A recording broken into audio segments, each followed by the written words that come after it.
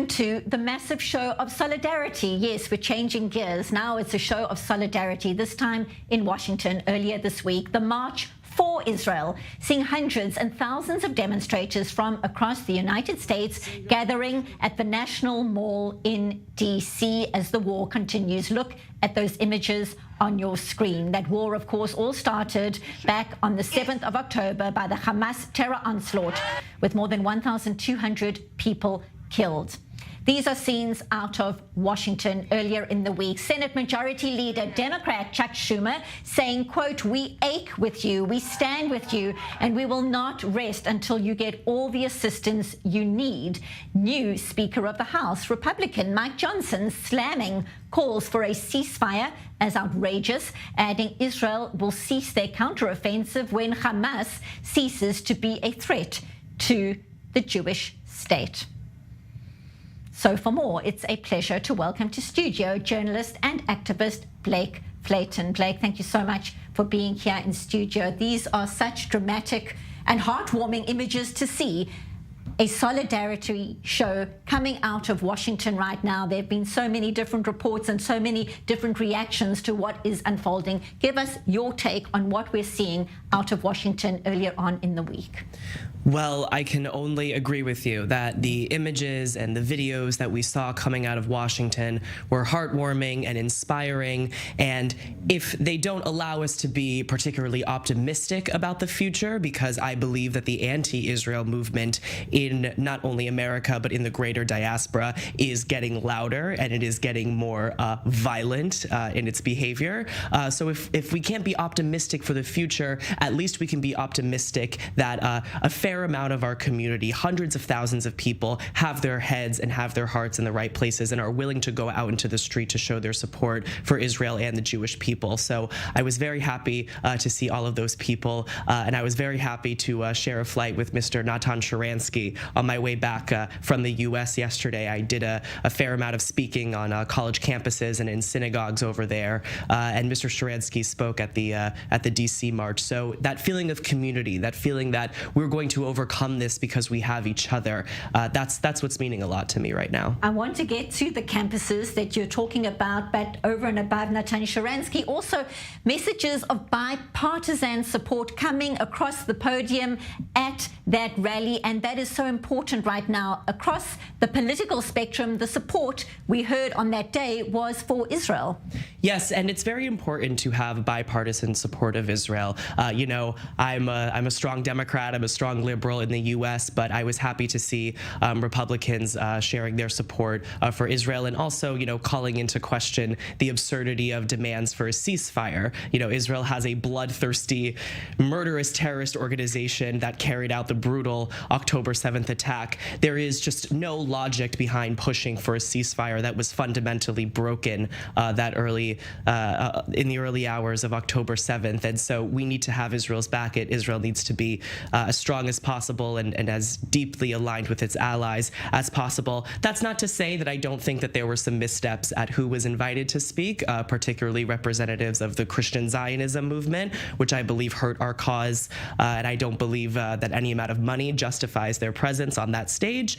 But, you know, at the end of the day, I think most people were very pleased with again, the turnout and also the messages of support coming from just in front of the Capitol. I want to unpack a little bit more what is happening on American campuses right now, because we've been talking earlier on in this broadcast and frankly in recent weeks about the fact that what happened on the 7th of October was filmed by Hamas terrorists. These videos went viral. We've just played earlier on in this broadcast a Hamas leader speaking on public television saying what happened on the 7th of October will happen again and again and again. Why is this rhetoric out of Hamas and these videos from Hamas not enough to convince students on American campuses that the threat, an existential threat, exists for people in Israel because they are Jewish? That is the thinking that is the ideology of Hamas. Why is that not understood by students on campuses right now? What is your sense? So what students on college campuses have been doing for really the last decade, of course, it's only been a mainstream problem, at least in the United States, for the last couple of years, but this has been a problem in the works for decades, if not more than that, and it starts in the classroom and it's actually in the curriculum. The ground has been softened for violence against Israelis and indeed violence against Jews in the diaspora. Why? Because you have organizations like Students for Justice in Palestine and Jewish Voice for Peace, and of course you have anti-Israel professors as well who have been equating Israel with the very worst things of humanity. And they've been doing it with impunity. They've been doing it without investigation, without being held to account by their fellow faculty members or by students. So they've been saying Israel equals white supremacy, Israel equals racism, Israel equals genocide, and this was before the war started again. Israel equals apartheid, Israel, and they associate it with all of the evils that young people in America care about, like, the evils of exploitative capitalism and the evils of misogyny even, which just goes to show how horrifying it was that we didn't hear from women's organizations and feminist activists when we learned of the accounts of sexual violence that came out of October 7th. Horrific accounts of sexual violence on that day. Exactly. And so this has been a swamp, I like to call the American college campus, of equating Israel with everything bad and everything wicked under the sun. And over time, when you build up that rhetoric and you instill that ideology in more and more students, when something truly horrible happens against Israelis, like what happened on October 7th, there is less space and less room for them to give a damn, for them to care.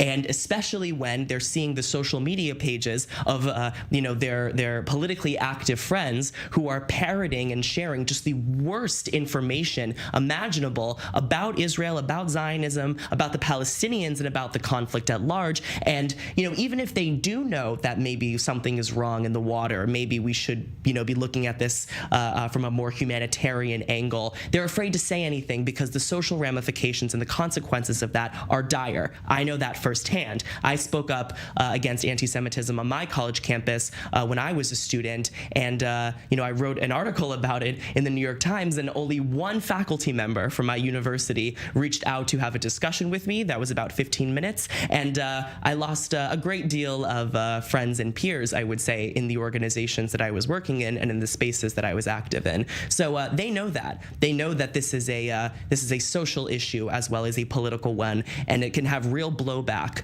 and it could mean really negative things for their college experience, which is really tragic, but it just shows you and reveals the extremity and the gravity of the moment.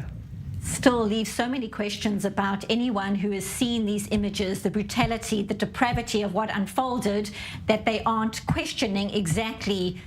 This is a terror organization trying to eradicate civilians because they are Jewish, and it's just staggering to think that the reaction is the one that you are describing on campuses and not one of support for what is happening, what Israelis are enduring right now, the threat to their very existence. Very briefly, do you feel safe as a Jewish person in the US when you're there? Do you feel that you're safe? Very briefly. Well, I live in Israel now, but when I went back to the US and I spoke to all of these college students, they don't feel safe.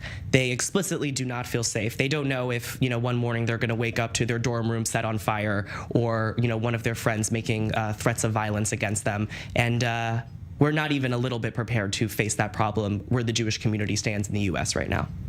Worrying situation indeed. Blake Flayton, thank you for being here in studio. Appreciate your insight. Thank you.